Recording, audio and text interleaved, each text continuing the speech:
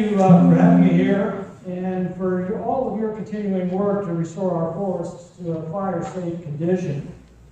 You know, when we have to fight a forest fire, it means we've already failed to maintain the forest in a healthy and fire-resistant condition. Every fire is a failure.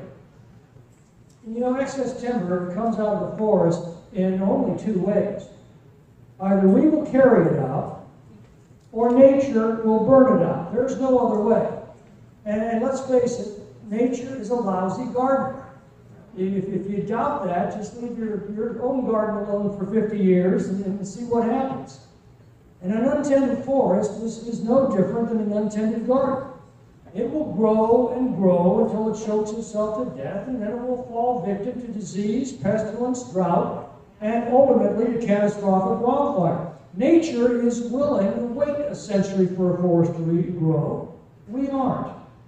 And that's why we hired the U.S. Forest Service to do a little gardening to preserve our forests for every generation. Every year, U.S. Forest Service foresters would mark off surplus timber, and we'd auction it to logging companies who would pay us to remove it. At the same time, we let grazing permits for brush suppression. 25% of the revenues from federal timber auctions and grazing permits went directly into the coffers of the local communities that were affected, and the other 75% went back to the Forest Service to maintain our forests. This activity produced healthy, resilient, and fire-resistant forests, thriving local economies, and a revenue stream that went directly into our communities. And when an occasional fire did erupt, we jumped on it immediately before it could explode out of control.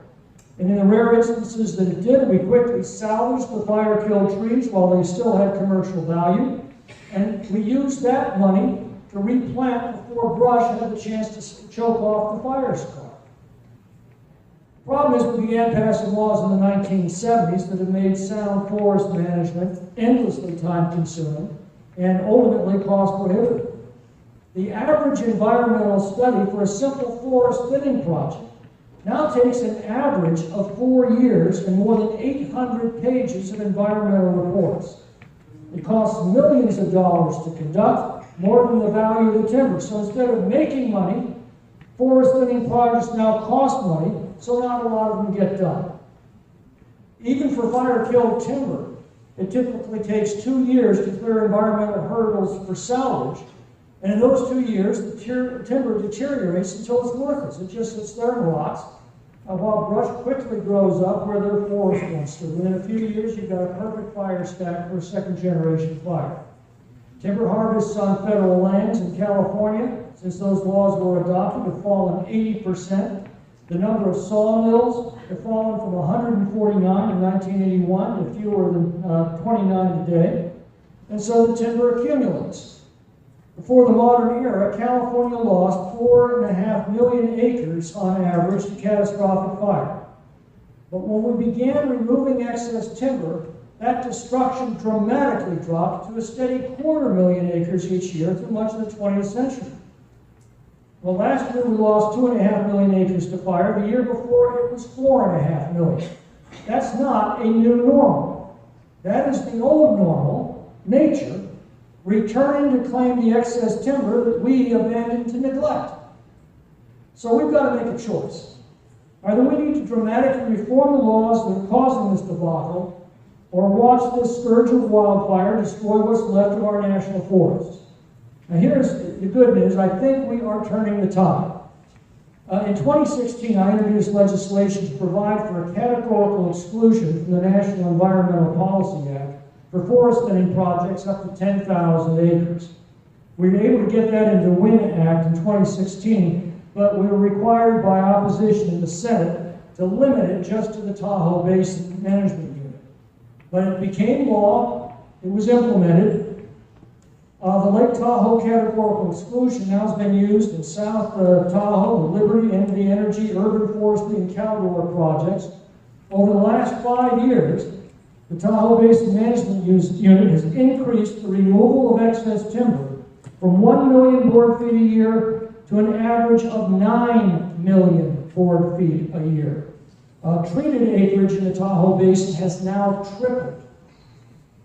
So when the Caldor fire broke out, it was burning out of control, heading to South Lake Tahoe. But the fire hit a tract on the Pioneer Trail that had been treated under this new authority. And when it did, that fire lay down, and the firefighters were able to put it out. The town of Grizzly Flat was not as lucky. Grizzly Flat isn't in the Tahoe Basin Management Units, it's in the El Dorado National Forest. For more than a decade, land managers tried to thin the trestle project, and everyone knew it was a clear threat to Grizzly Flats.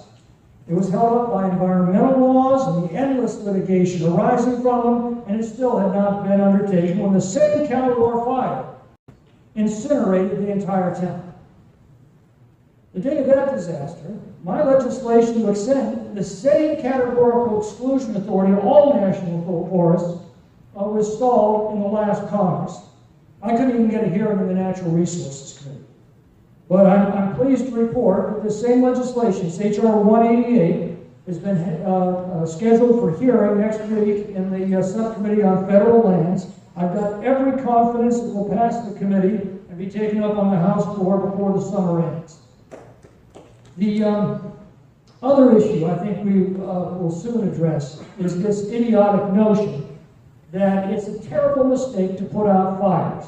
You're hearing that more and more from the environmental left. Rather, fire is a management tool that treats our forests. I'm sure you've heard that. In other words, let nature do the gardening. Well, this let-burn policy of federal land managers began several decades ago during the height of the radical environmental movement. It stems from the premise that active suppression of fire leads to buildup of excess fuels. And that's true as far as it goes. If you're not going to remove excess timber from a forest, you're going to have a lot of fires. And if you put most of those fires out, you're eventually going to get great big fires. But that's the whole point of forest management, to remove excess timber before it burns. If you're going to put out fires, and that is the best thing to do with them, you better carry out the timber that would otherwise have burned. But we stopped doing that on the public lands decades ago. The Forest Service once had an informal policy called the 10 a.m. rule. The objective was to put out all fires as soon as they're spotted before they can get out of control.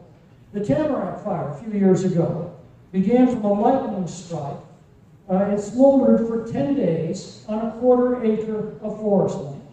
The Forest Service sent helicopters over it every day to take pictures for its Facebook page, but never bothered to drop a single bucket of water to put it out. On the 10th day, it burst out of control. It destroyed 17,000 acres of forest land and about 80 homes. Their excuse was, well, it was in pretty flooded ground and it really wasn't doing anything, so we were just monitoring it. I put the question to them, if you found a rattlesnake curled up in the corner of your bedroom and it wasn't doing anything, would you sit there and monitor it for 10 days? Well, I'm pleased to report that the 10 a.m. rule bill is also slated for hearing this Tuesday, and I also have high hopes that it will at least pass the House by the end of the summer. This bill also, by the way, gives carte blanche authority for local fire departments to extinguish fires on federal lands, to give them the means and the incentive to immediately extinguish fires when they're spotted, even when federal land managers are reluctant to leave their offices or when they go home for the night. I do have a number of other bills to streamline these environmental laws that have done such catastrophic damage to our forest environment, but these two, I believe, will make a very, very big difference. And I'm hoping to have good news when the committee adjourns Tuesday. Thanks very much. Thank you.